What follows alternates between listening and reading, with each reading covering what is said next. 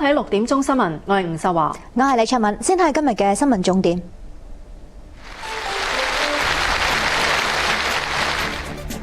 全國人大會議決定由李克強出任總理，進入習李執政時代。失蹤多日嘅夫婦懷疑被碎屍，警方拉咗2個人，其中一個係2個死者嘅細仔。廣播處長鄧忍光話冇政治責任，但員工話有壓力，願意到立法會交代。新聞嘅詳細內容。全國人大會議表決通過58歲嘅李克強出任國務院總理，係新中國第一位博士總理。中國進入習李執政時代。中國作為世界第2大經濟體，李克強面對唔少難題。有全國人大代表認為，包括係防止通脹、解決分配不均、縮窄城鄉居民收入差距等等。首先由施樂秋喺北京報導表決嘅結果。卸任嘅溫家寶列席會議，將13億人口大國總官嘅重責交俾繼任人。李克強同志為中華人民共和國國務院總理。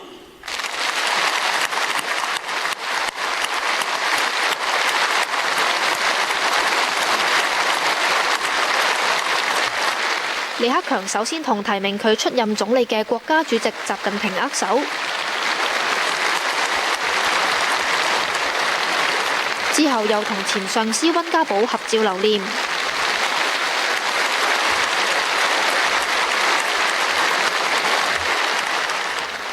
有人話國務院總理呢份工係大總管，專責經濟事務。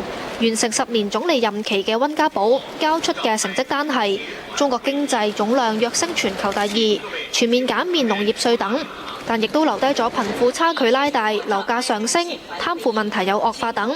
有全國人大代表亦都承認，新接任嘅總理面對唔少難題。他要面對的是這個國際國內經濟發展當中，現在出現的一些大的這個防止通貨膨脹這些問題，同時呢也要注意就業的問題，還有就是城鄉居民這個收入差距擴大的問題。有代表就更加直言，出任總理一定要識經濟。現在經濟上不懂經濟的當總理是不行的。現在我們的財產還是很多的，每年的國外儲備很多。現在就是怎麼樣分配的問題。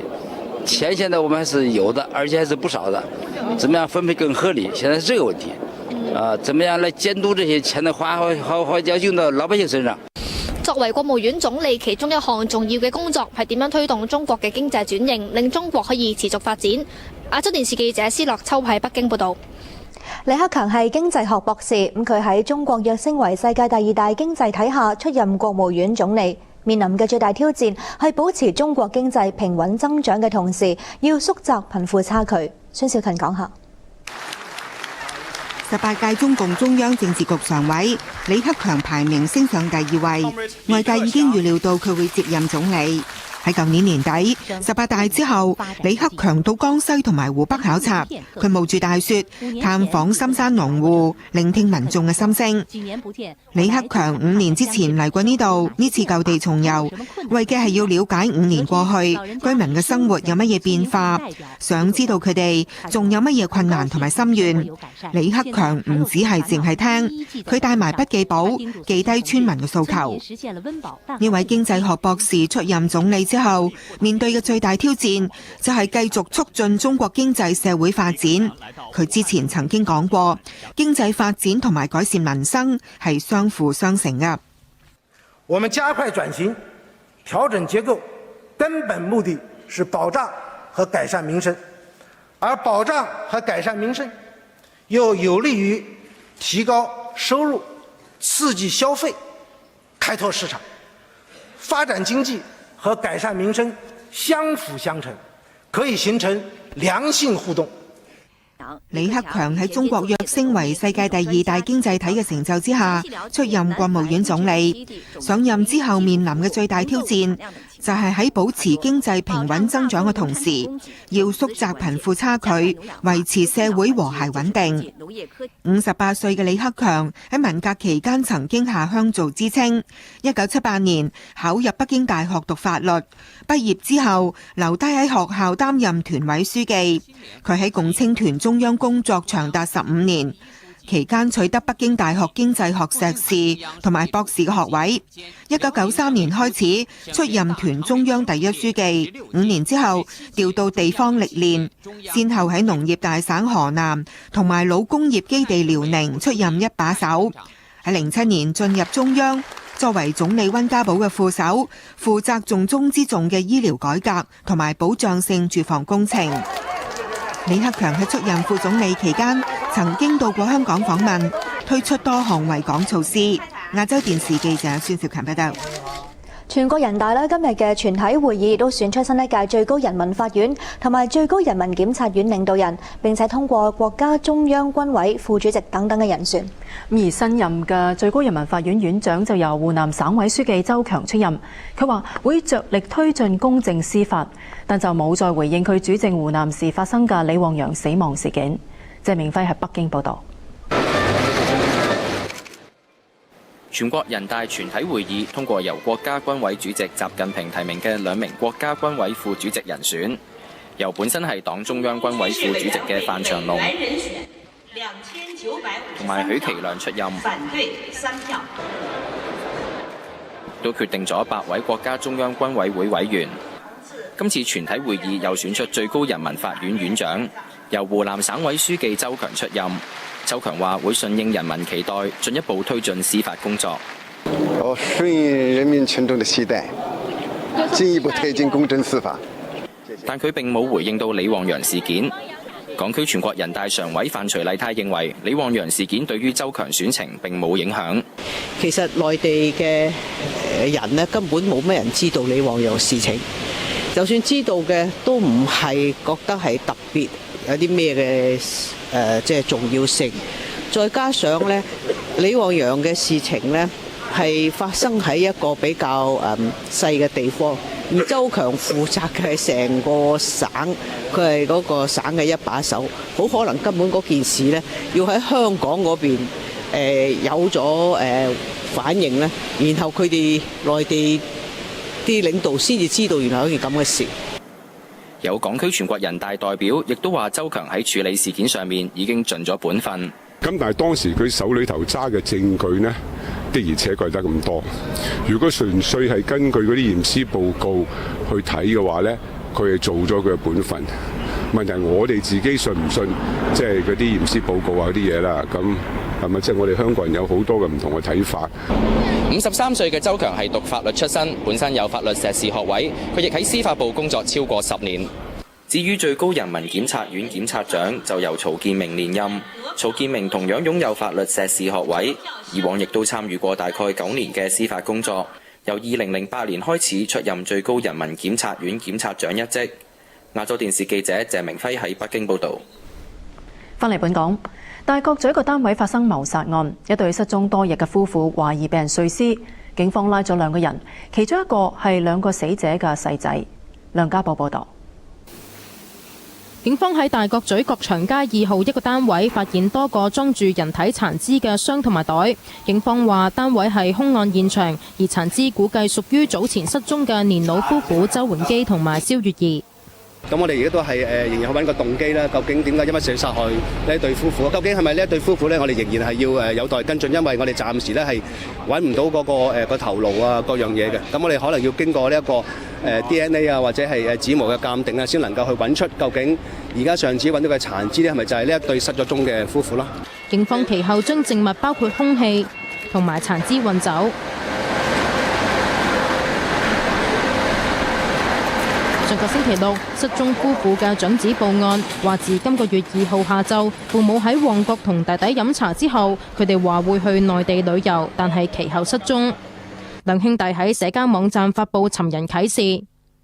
警方其後追查兩夫婦喺西環住所嘅閉路電視、手提電話同埋銀行記錄。朝頭早喺港島西區第2街拘捕失蹤夫婦嘅29歲細仔，又喺大角咀拘捕一個35歲嘅男人。就有人向警方透露呢，佢就喺呢一個大角咀呢個地方呢，就將呢對失蹤人士呢係殺害咗同埋肢解咗嘅。我哋就相信就係喺今年嘅3月1號呢，佢哋已經喺上址呢將呢一對咁樣嘅失蹤嘅夫婦呢係將佢殺害咗㗎啦。咁所有被捕人士現正被扣留調查，警方希望喺調查期間揾出邊個係策劃者同埋正式參與者。警方又會派人喺大廈現場為住戶做問卷調查，案件交由港島總區重案組跟進。亞洲電視記者梁家寶報道。廣播處長鄧忍光出席員工大會，回應員工對節目發展嘅疑慮。鄧忍光提到，日前喺立法會談及同編輯討論節目內容，如果令到員工感到被質疑，佢願意道歉。又重申並冇政治任務，政府從來都唔干預港台嘅編輯自主。朱欣培報導。廣播處長鄧忍光出席大約2個鐘嘅員工大會之後離開。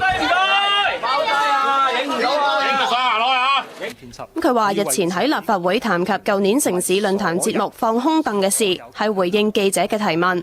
細節可能係講得太多，令到有部分員工認為我對佢哋嘅表現係有所不滿。咁正如頭先我澄清咗啦，絕冇咁嘅意思，令到員工有非常之唔舒服嘅感覺，認為我係對佢哋嘅工作嘅態度或者專業判斷有所質疑。首先，我喺呢度必須向佢哋道歉。至於有報道話佢要求節目製作團隊交代創作構思過程，佢就話由於構思富爭議，所以引起節目委員會關注。委員會星期4嘅會議已經接受咗團隊嘅報告。佢承認曾經提出討論將時事節目喺唔同時段、唔同電視台播放，但冇提及永久安排喺亞視播放。對於有員工表示感到政治壓力，鄧忍光就強調自己係公務員。如果我作為公務員冇政治任務嘅話，根本談不上我會交政治任務俾任何人。假如有任何同事感覺到有任何人要佢哋進行違反公務員守則嘅所謂政治任務嘅話，我覺得佢哋應該馬上向公務員事務局或者我哋局嘅常任秘書長投訴。被問到會唔會辭職，佢只係話會盡忠職守。因為我係一個公務員啦，咁所以我只能夠接受公務員事務局嘅任命。我認為任何嘅任命，如果我能力係可以升任嘅話，我都會好努力去做。佢重申政府從來唔干預港台編輯自主。亞洲電視記者朱欣培報導。港台員工唔滿意鄧忍光嘅答覆。處理助理廣播處長施永遠話：如果立法會調查事件，佢願意交代所面對嘅政治壓力。江川報導。港台工會形容下午嘅員工大會只係各自表述。儘管我哋員工咧好激烈咁樣發問嘅，但係廣播處長咧佢充分表現咗佢一啲就非常成熟同埋咧就係好完善嘅語言藝術嘅，喺好多嘅問題嗰度咧，咁我哋員工都覺得咧係一個帶我哋遊花園咁嘅情況啦，就同埋唔係正式解答到我哋一啲嘅問題嘅。佢話會上多名嘅員工都感受唔到鄧忍光係港台嘅一份子，而曾經表示受到政治壓力嘅處理助理廣播處長施永遠話：如果立法會引用權力及特權法調查事件，佢願意出席交代。想知道更為詳細更為多啲嘢咧，咁而家定係有一個比較特別嘅場合，或者特別嘅委員會咧，係有法律保障嘅效力之下咧，去公正地去研究呢樣嘢。可能你要傳召一啲人咧，係要有一個特權法先係傳召到嘅。對於係咪因為拒絕鄧忍光指派嘅政治任務而不獲晉升，施永遠咁樣答：如果係相較香港嘅核心價值，維護新聞自由、維護言論自由，比起我嘅升遷，我嘅升遷係微不足道。至於能否再同鄧忍光合作，施永遠話希望雙方繼續以專業嘅態度工作。亞洲電視記者江川報導。先休息一陣，翻嚟會報導。林鄭月娥重申限帶奶粉出境嘅措施係迫不得已，1年內檢討。啟德郵輪碼頭試業，聽日會有第一艘郵輪泊入碼頭。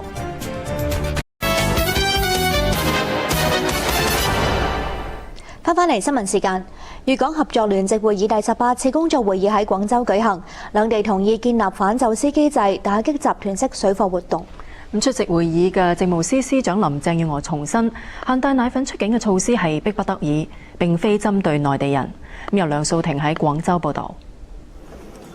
林鄭月娥同廣東省副省長趙玉芳共同主持會議，係林鄭月娥首次以政務司司長身份主持。雙方會後簽署合作協議，粵港兩地合作下一階段重點包括深化落實 CEPA， 優化香港企業喺廣東嘅營商環境等。要深化 CEPA 的先行先試，來加快服務貿易化的這個自由化，服務貿易自由化，這是我們今天討論的時間是最多的，而且也是最務實的。雙方亦都同意妥善處理水貨問題，維護市民正常生活。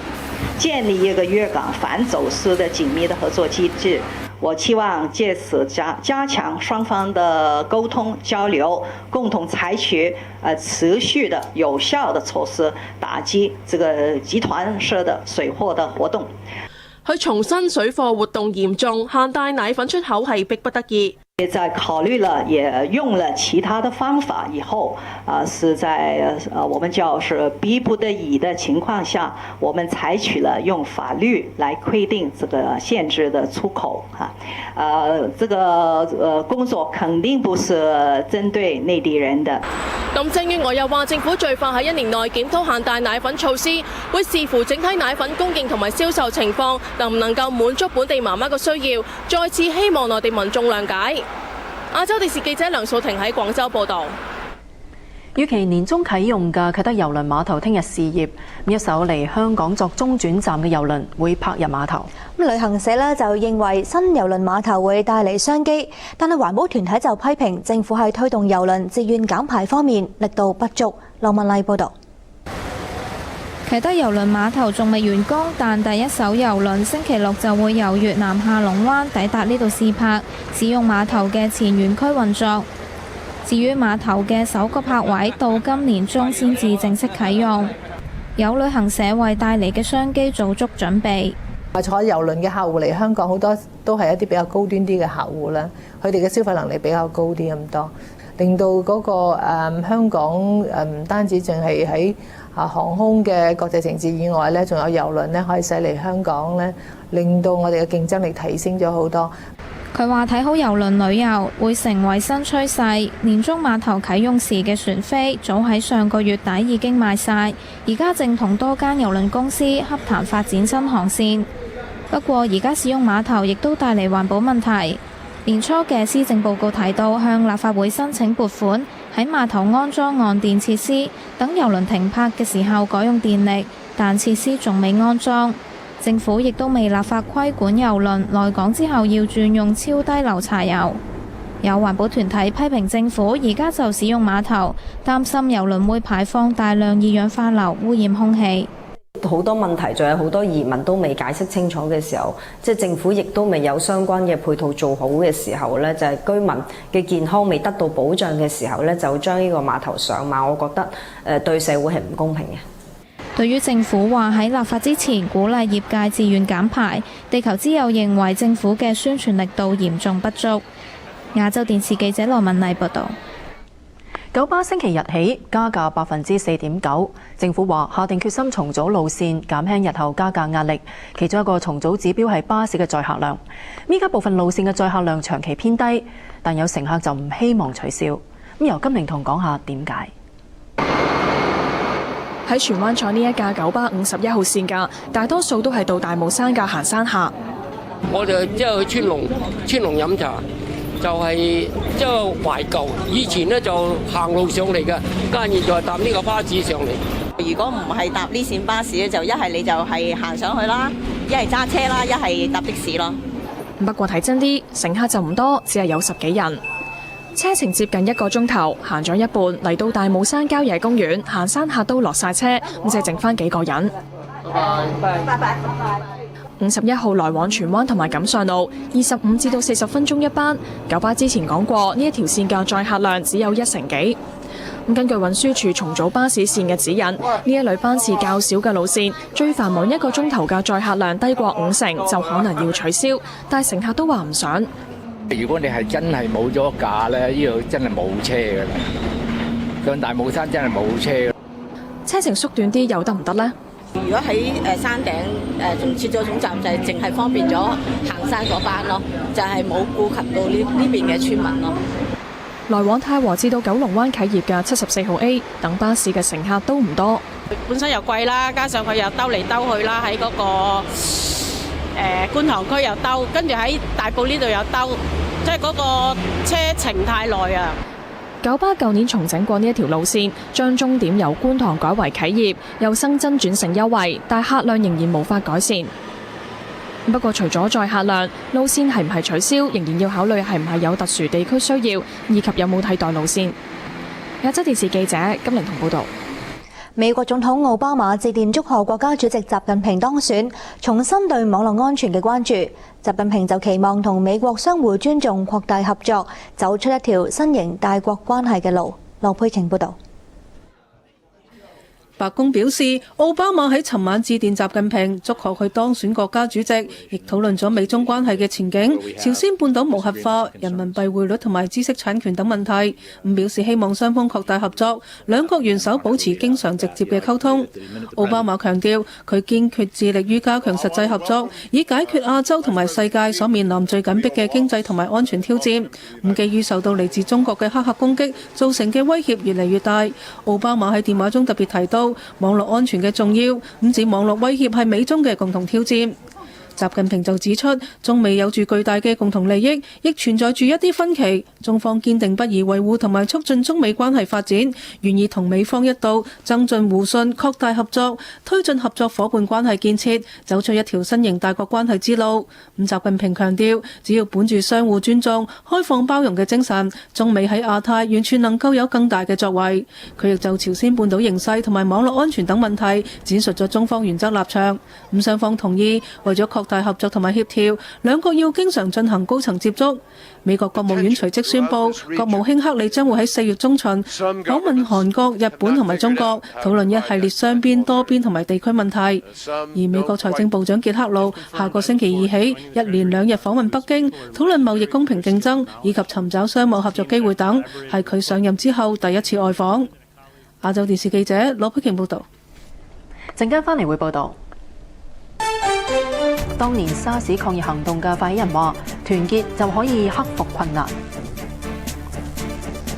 北韓人民軍演習話要打倒美國同南韓。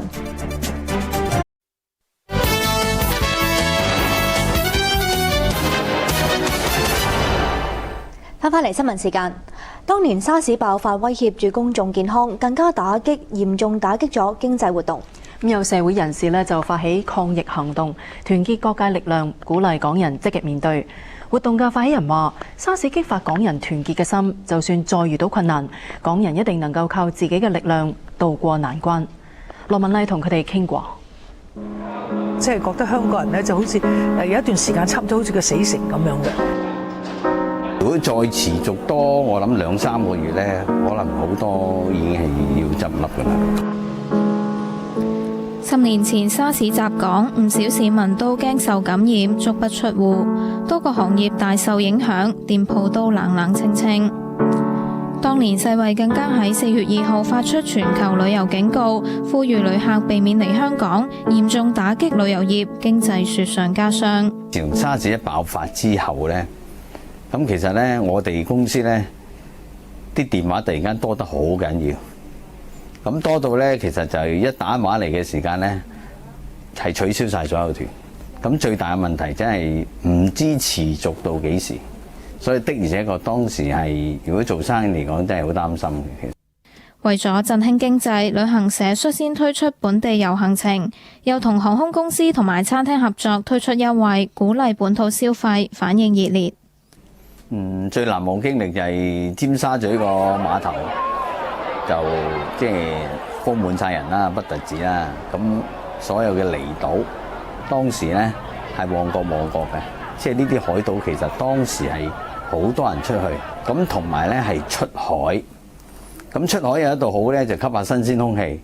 唔單止，仲有一樣嘢咧，可以將嗰個口罩剝咗佢，即係舒緩下。譬如好開心嗰啲酒家，因為有生意啊嘛，已經冇生意好耐㗎啦。其實即係咁講啊，咁即係我都覺得香港人開始出嚟啦，即係有啲朝氣啊。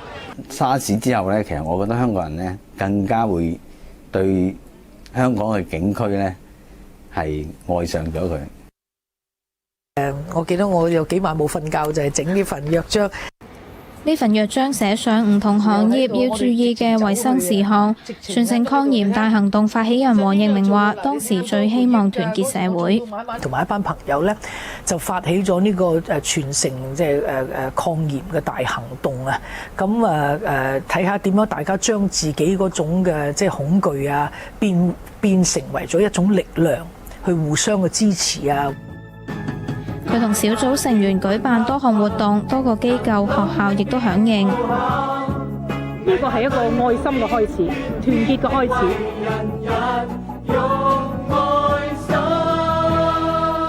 覺得呢一個行動啊，呢個大行動咧，係我即係我畢生都難忘咯。其實香港人咧，真係喺最困難嘅時候，係我哋最團結嘅時候。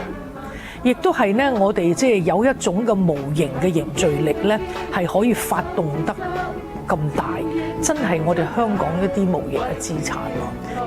10年前各界一齊積極抗疫，佢相信將來都可以迎難而上。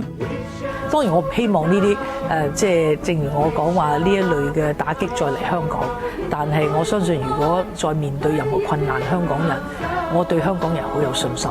我覺得咧，我哋仍然會有呢種積極嘅力量。亞洲電視記者羅敏麗報道。菜園新村路權爭議，村民代表認為政府有責任去解決。政府就話村民一早就知路權問題，政府已經按村民嘅要求去安排，唔適宜介入私人糾紛。伍浩蓮報道。呢條係唯一通往菜園新村嘅路，但係業權人樹立嘅柱令工程車無法通過。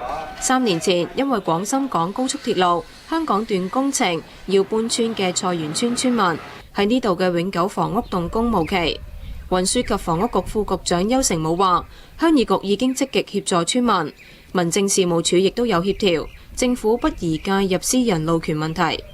呢個新村嗰個位置係佢哋自己選擇同埋自己係去俾錢去買嘅，咁所以唔係話政府要佢係揀呢個位置嘅，咁佢哋去揀呢個位置嘅時候咧，有關嘅問題咧，佢哋都知清楚嘅。我哋嚟講咧，喺高鐵本身所做嘅安排啊、賠償啊，其實我哋已經係按佢哋嘅要求嚟講係做晒我哋要做嘅嘢啦。菜園新村居民代表認為政府推卸責任。我哋今日嘅選址咧係通過政府透過鄉議局為我哋咧去揀選嘅土地嘅。我哋當然係相信政府同埋咧係相信鄉議局，所以咧我就定居咗喺咧而家嘅菜園新村裏邊嘅。如果今日政府唔去承擔呢個責任，當初對菜園村嘅協助係咪純粹一種咧好似你話推卸嘅責任，盡早趕我哋走就算呢？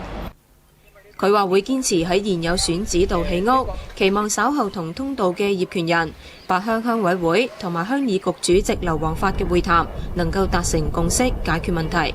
亞洲電視記者伍浩蓮報道。喺北京，環境保護部話，快速工業化同埋城鎮化導致污染物高排放，令到內地部分地區包括北京持續出現霧霾天氣，又需要盡快轉變經濟發展模式。由李靜如喺北京報導。今年初，內地部分地區包括北京、天津等，長時間反覆出現霧霾天氣，空氣質素急劇下降，部分時間更加達到嚴重污染級別，損害民眾嘅健康。環境保護部指出，係國家快速工業化同城鎮化所致。個別城市甚至超過200天。由此可見，我們已經為粗放的經濟發展模式付出了沉重的環境代價。如果我们不尽快的转变经济发展的模式，不尽快的调整产业结构，不尽快的改变我们落后的生产和生活方式，要想减少雾霾、改善空气质量，将带来巨大的困难。當局亦都會加大力度，希望短時間之內解決空氣污染嘅問題，包括今年將會喺全國116個城市設置400多個空氣監測點，又計劃將國控重點企業污染物排放監測信息向社會公佈。不斷地加快實施大氣污染治理的規劃，以控制PM2.5為重點，加大污染治理和減排的力度。環境保護部話，當前環境形勢十分嚴峻，不過環境法制唔健全，處罰過輕。環境保護部今年會喺京津、河北、長三角同珠三角建立污染減排目標責任考核制度，加快建立監察同統計體系。亞洲電視記者李靜瑜喺北京報導。內地維權人士胡佳琴日被公安帶走之後獲釋，佢話喺扣留期間曾經被毆打。他們那2個人都是受過訓練的，而且下手是非常狠。像我的那個頭部着地的時候，是因為他用那種就摔跤的那種方式就甩出去，然後我的那個頭就着地，然後流了一些血，現在有淤青的。今天呢，感覺上，就是這個傷口有點沙疼。胡佳話喺被國保總隊傳喚嘅8個鐘頭被人毆打，頭部受傷流血，腰部扭傷。國保主要係問佢有關月初組織香港社運人士楊康等人探訪樓下嘅過程細節，並且指責佢喺網上發表文章批評領導人。朝鮮半島局勢持續緊張，南北韓都加緊軍事演練。北韓領導人金正恩仲視察軍隊嘅演練。陳淑儀報導。北韓領導人金正恩親自指導炮兵實彈射擊演練。北韓傳媒報導，演習相信係響前2日喺南北韓有爭議嘅沿海地區舉行，主要檢驗炮兵攻擊能力。如果向南韓島嶼發動攻勢，要點樣部署？訓練動用咗北韓研製嘅遠程火炮同埋多管火箭炮，一旦擊中目標，敵方陣地就會變成火海。另外，民兵又演習射擊，聲稱要打倒美國同埋南韓。片段由北韓中央電視台提供，報道話參與演練嘅係一批叫做工農紅衛兵嘅人民軍，屬於北韓民防部隊，但就冇講明演練嘅具體時間同埋地點。而南韓就繼續同美國舉行聯合軍演，最新一輪演習喺首爾展開，雙方利用電腦模擬軍事布防。南韓國防部話正密切監視北韓舉動，以防對方隨時開火。又話美國國防部副部長卡特下個星期一會訪問南韓，商討應對方案。亞洲電視記者陳淑儀報道。波音787客機因為鋰離子電池出現問題，全面停飛近2個月。波音公司改良咗電池，希望能夠盡快復飛。鍾燕玲講下。波音公司喺東京舉行記者會話，改良之後嘅電池外面係不鏽鋼，各塊電池之間有更好隔離，並新增防護裝置同埋通氣系統等，防止電池過熱。更多測試之後，幾個禮拜之內裝喺客機再試驗，希望能盡快復飛。787項目嘅首席工程師話，揾唔到電池出事嘅原因，全面調查所有可能影響電池運作嘅情況。美國聯邦航空管理局禮拜二批出波音787客機電池認證，容許作第2次試飛，測試電池系統嘅穩定性同埋安全性。不過客機仍然未能復飛，直至客機通過綜合評估。波音787客機今年初接連發生多宗事故，其中全日空一架787客機喺飛行途中機艙冒煙，要緊急降落，其後客機需要全球停飛，調查電池故障嘅原因。亞洲電視記者鍾燕玲報導。新聞報導完啦，再會。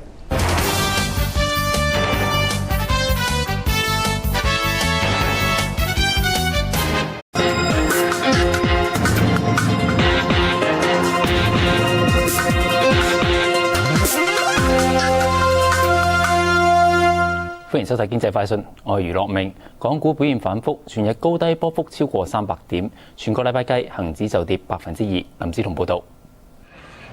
美股做好，帶動港股高開86點之後，最多升過180點，但之後缺乏方向，一度倒跌過100點，收報22,533點，跌86點。尾市有多宗大手成交上板，令到全日嘅成交額急增去到1027億。而全個禮拜恒指累積跌咗558點，跌幅超過2%，係3星期以嚟表現最差嘅一個禮拜。中央出口術繼續調控樓市，內房股跑輸大市。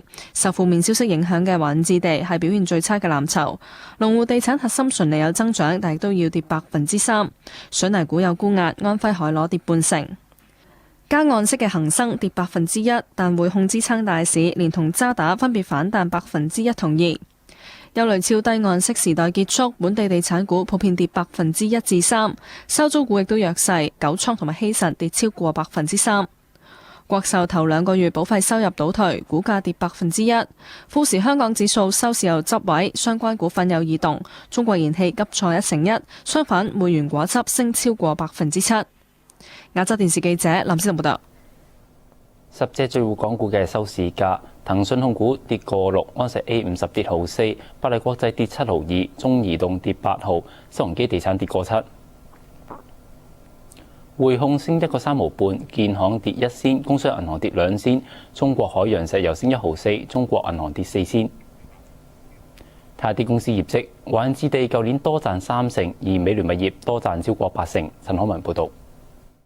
去年內地樓市回暖，居民置業需求旺盛，帶動華潤置地去年多賺3成，去到超過105億，末期息派27.3仙。期內物業重估收益增加1成8，去到40億，物業銷售接近522億元人民幣，按年增長4成5，但每平方米嘅平均售價下跌，拖累毛利率跌2.6個百分點，去到36.9%。集團今年銷售目標達到570億元人民幣，而截至今個月10號，銷售額超過137億元人民幣，完成目標大約1/4。至於受惠去年本港樓市交投上升，物業代理美聯集團多賺近8.7%，去到大約2億5千萬，末期息每股派1毫。亞洲電視記者陳康文報導。中國平安舊年喺內地市場投資失利，管理層話今年會留意低估值嘅股份。下半年企業的經營環境會慢慢改善，企業的盈利會逐步增長。A 股市場裡面，我們是相對比較留意有些低估值的然後大的藍籌股這方面我們認為在未來逐步慢慢緩慢改善的一個經濟環境裡面這方面對保險基金的投資是相對比較吸引的。集團又話，舊年壽險市場出現短暫嘅調整，但下半年已經回復增長。隨住投保意識嘅提升，同埋民眾對保險嘅需求龐大，今年保險業務有望增長。永隆銀行表示，未有計劃跟隨其他銀行上調按息，又認為本港未進入加息週期。金管嗰個新措施嗰個即係加權比率嗰個即係嗰個下限調升咗，而引致嗰個成本增加。咁就我哋就覺得可能今次嗰個成本增加就並非係因為大圍環境嗰個資金緊張而增加嘅。咁所以我哋都想即係留意下先，觀察下先。我估計就未有咁快可以掀起呢個加息潮嘅。但係當然啦，頭先我所講就話其實呢個按息咧其實已經係超低利率㗎啦。跟住睇美元匯價，歐元1.3061，澳元1.0368，瑞士法郎0.943。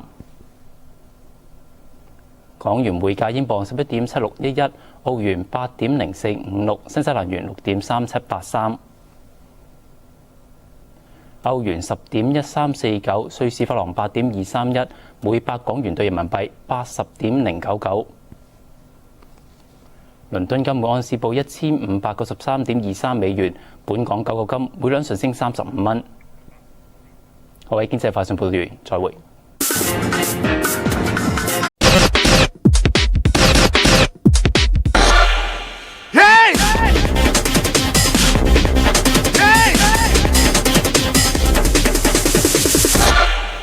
歡迎收睇體育快訊，我係張志豪。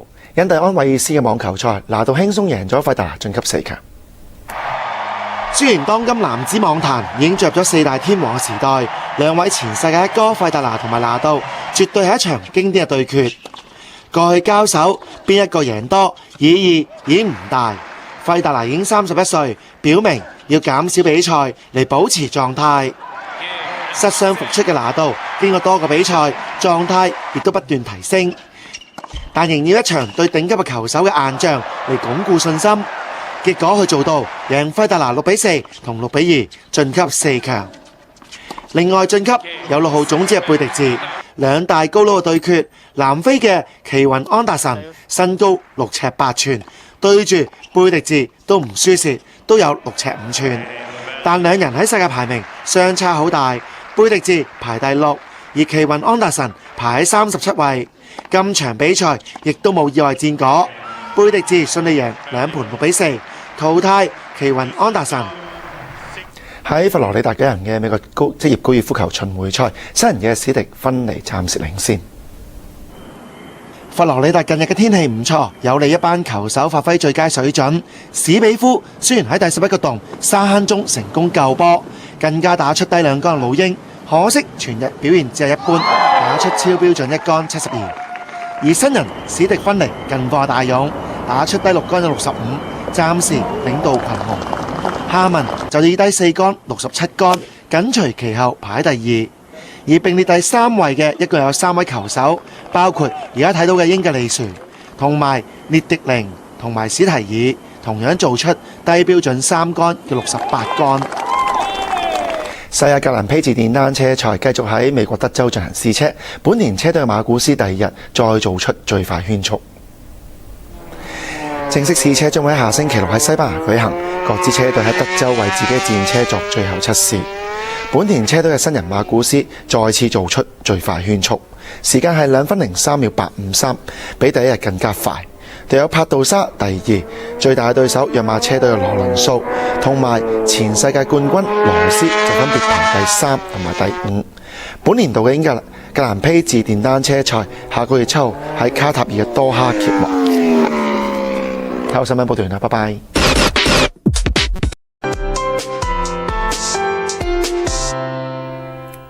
歡迎各位收睇呢一節嘅天氣報告。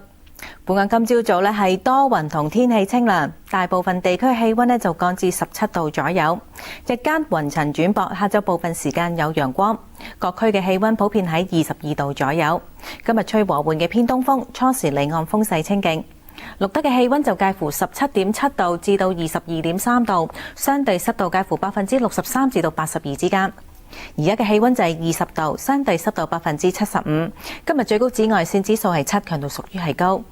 咁預測聽日最高紫外線指數係8，強度屬於甚高。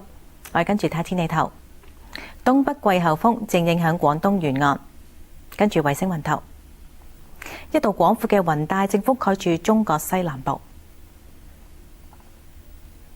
環保署預測聽日嘅空氣污染指數，一般監測站呢就會介乎50至到65，咁空氣污染水平呢就會係中等至到偏高。路邊監測站呢就介乎65至到100，空氣污染水平係偏高嘅。接住本港嚟緊5日嘅天氣預測，聽日星期6就會吹東風，初時係多雲，日間大致天晴，氣溫介乎19至24度。星期日短暫時間有陽光，亦會有幾陣驟雨，早晚沿岸有薄霧，氣溫介乎20至25度。星期一大致多雲，有幾陣驟雨，早晚沿岸有霧，氣溫介乎21至25度。星期二同埋星期三就短暫時間有陽光，但亦有幾陣驟雨，初時沿岸有霧。星期二嘅氣溫22至26度，星期三嘅氣溫22至27度。再睇下世界各大城市嘅天氣概況。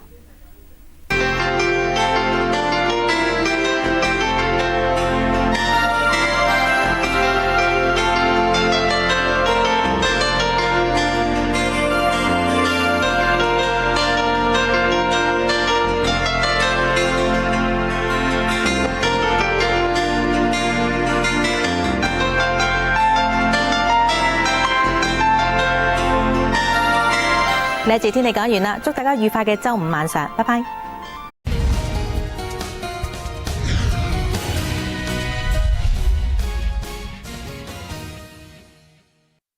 10屆全國人大一次會議第5次全體會議2003年今日舉行，選出胡錦濤為國家主席，江澤民繼續出任國家軍委主席，吳邦國就當選10屆全國人大常委會委員長。2002年今日喺朝早上班嘅繁忙時間，青葵公路發生5車相撞，110人受傷，導致出九龍方向大塞車。而喺挨晚，一架運油車喺屯門公路掃管笏附近失事翻側，漏出大量油渣。喺晚上，出入九龍同埋新界嘅交通再度癱瘓。1978年今日喺九龍花墟球場上演一場甲組足球聯賽，東方對元朗，幾千個球迷情緒激動，差啲演變成騷動。事件嘅起因係臨完場前5分鐘，球證判元朗得一個12碼嘅罰球。當時元朗係以0-1落後，東方隊認為球證執法不當，拉隊離場。